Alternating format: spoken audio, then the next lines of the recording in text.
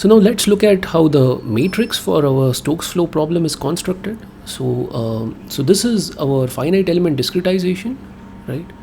And this is again our Lagrange multiplier, right? And so this is where the saddle point nature of the problem comes from, because if you look at this Lagrange multiplier concept which we looked at previously, so really we are minimizing the energy subject to a constraint, and this constraint is your pressure. We have seen that lambda is just your pressure, so you could just use a minus sign here, and this would just become minus P del dot U, right, subject to a constraint. And of course we want to maximize the imposition of this constraint. Okay, so this is like maximization in pressure and minimization in or rather the maximization of the constraint, right, and minimization of the energy of dissipation. So this is a min-max kind of problem, which is a saddle point problem, and there is much to be said about this. One can go into a lot of depth, but really we are right now just interested in implementing our finite element solution. So let's look at how the matrix is constructed, and we have already looked at the the Laplace equation in the previous bunch of videos, and it is quite obvious that this guy here is really, so let's call it as a matrix A, and so this guy here is really very similar. It's a symmetric matrix, very similar to our Poisson or our Laplace kind of problem, right?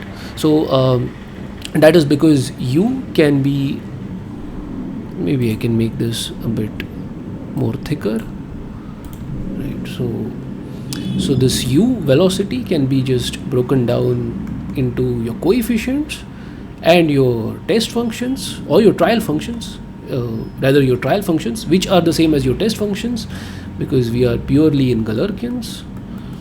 And similarly pressure can be broken into a linear combination of its own trial functions, which are again same as test functions.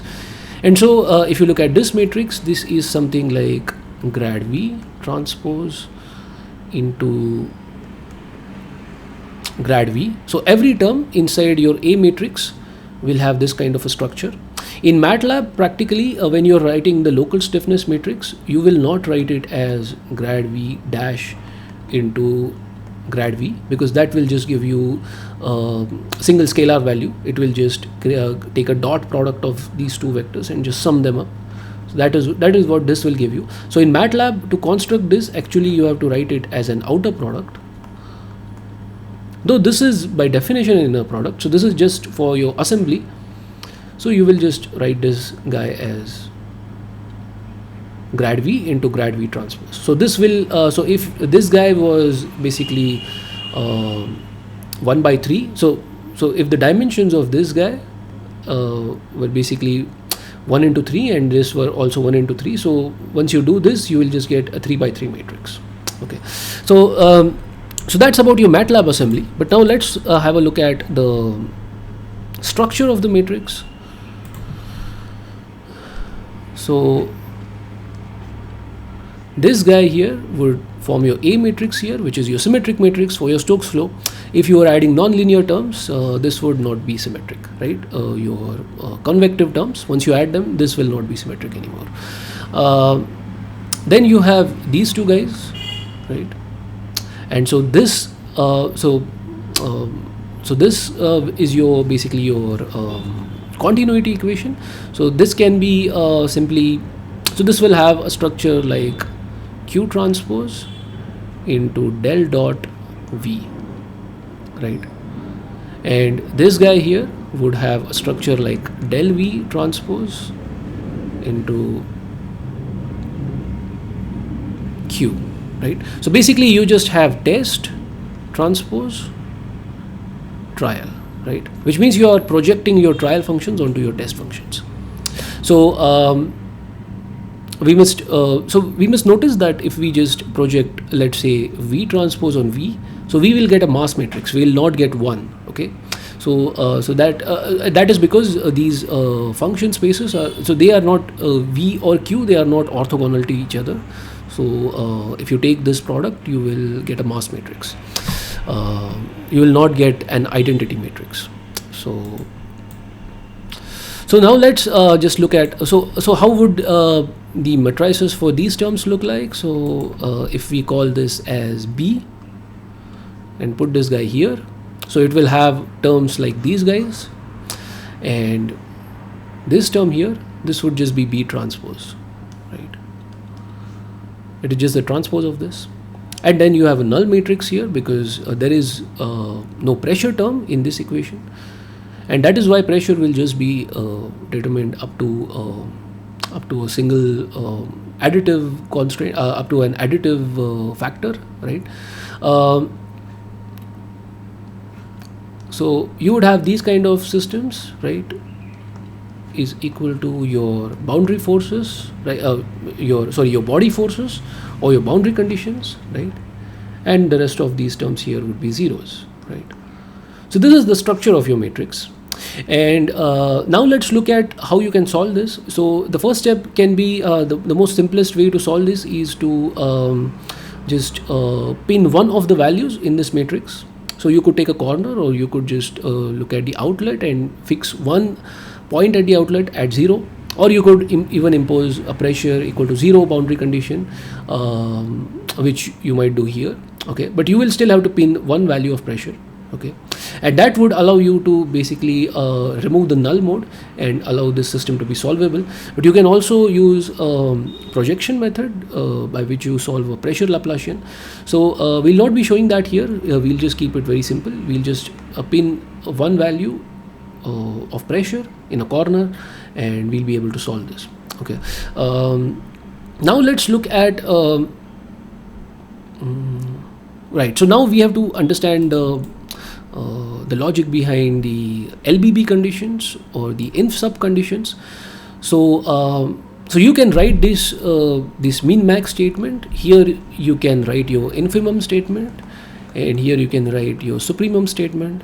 So you will find these in finite element textbooks, and you can look at Brezi's textbook on mixed finite elements.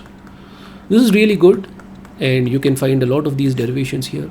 So we are really interested in just a simple walkthrough. So let's just so I'll just try to show the idea behind the inf-sup conditions rather than actually showing proper derivation. So so let's just look at the B term here. So for your B, you have these kind of Q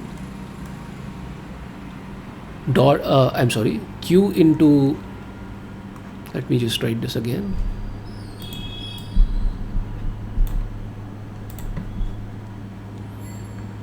Q. For your B, you have Q del dot V terms, right?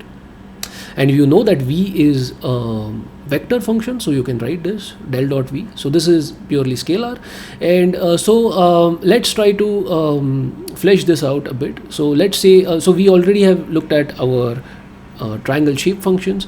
So let us consider a P1 shape function. So this is, so on this triangle with half area, with psi going from 0 to 1 and eta going from 0 to 1, you have these shape functions psi, eta, and 1 minus psi minus eta, right? So these are your three shape functions, which are your Lagrange shape functions.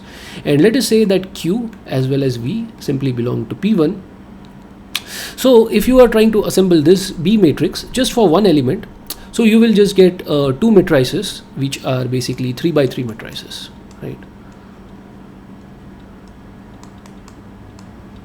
So this is your 2D case, of course. So you have two velocities. So one matrix here will be 3 by 3, another 3 by 3, and then for pressure you have nothing. Okay, so you have a 3 by 6 kind of matrix here. So you have 3 rows for your test functions, and then you have 6 columns for your trial functions. Okay, so if you really look at this matrix, what you will find is that the construction of this matrix is something like this. So you might find, for example, 1, 2, 3. So I'm just putting some dummy values here.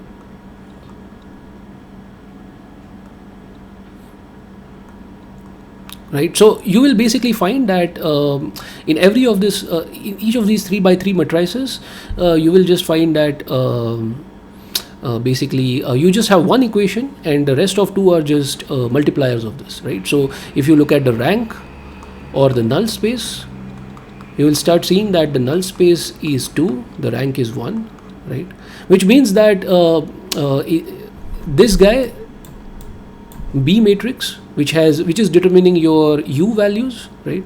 So it is not really determining unique values, right? And when your solver goes here to B transpose, where you have your pressure term, right, and it tries to interpolate for your pressure, then there are so many different pressure values, because these are just basically these are not three different equations, they are not unique, they are just one equation. And so you have extra pressure modes, and then they just try to interpolate this and give you like +1, -1, +1, -1, these kind of values. So this results in a checkerboard kind of situation. And so let's do this on MATLAB, a very simple code which actually just integrates over one P1 element. And let's show these matrices, and also I'll attach this code as well. I'll put a link for this. And this is really the same kind of shape function library which we used in our Laplace solutions for the previous bunch of videos. And if you looked at those videos or the code, this is pretty clear. It would be clear in those bunch of videos. So here you have a P2 function basis here, right? These are your P2 shape functions. Then you have the derivatives of them, right? And this is your Gauss rule, right? Your 6-point Gauss rule. So I have so in those videos I had also shown like where are these Gauss points and how do the derivatives look in 3D plots. And of course you have your shape functions, your P1 shape functions as well. Do we have them? No, I think they are inside the code itself. Right, you have these P1 shape functions here and your derivatives here. So you will really have to run both of these codes simultaneously. You will need both of them in your library. And really we are just doing an integration, a Gauss integration, and assembling these guys. So we are doing it for a P2 P1 element. So what is a P2 P1 element? So a P2 element is basically just your, so if this is your P1 triangle with 3 shape functions, your P2 is your quadratic triangle, so which we had also shown in the previous bunch of videos for Laplace. So this is your P2 triangle. And so you have another kind of formulation which is called as a Taylor-Hood pair. Taylor-Hood elements. And these elements use a higher order for velocity and a lower order for pressure. Okay, and once you do that, you will find that this issue of your null space just goes away.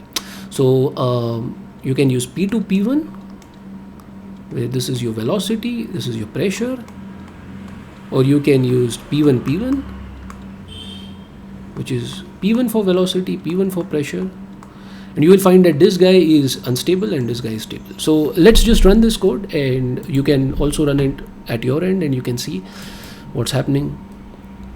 So once you run this code, you can find these are your P1 P1 triangles, right? And this is your rank, which is 1, and your null space is 2. But in P2 P1 case, you can see that the null space is 0 and the rank is 3. Okay, so which means that you can determine your values correctly when you use P2 P1. So so that is why in most of your solvers, commercial solvers, you will see P2 P1 Taylor-Hood elements being used. But you can still use P1 P1, and this has a lot of advantages.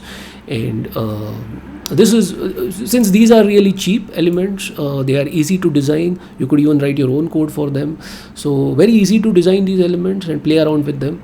So they are also very cheap to process. So there are some advantages why you would want to solve with P1 P1, and that you can do by stabilizing P1 P1. And for doing this, you have what is called as PSPG, which is your pressure stabilized Petrov-Galerkin. So this is the Petrov-Galerkin method, which means that your trial and test functions are not the same, And let's have a look at this method in the next video, and I will also show you a code for a lid driven cavity problem. And let's look at the PSPG formulation, and after this we can look at the SUPG formulation. Again, we'll look at it in a code, and we'll also look at some validations with your PSPG, with your SUPG, so that this becomes more clear. And hopefully with that, and of course those codes will be provided, and hopefully with that I think you will gain a very clear picture of how we can implement laminar incompressible flows in finite elements.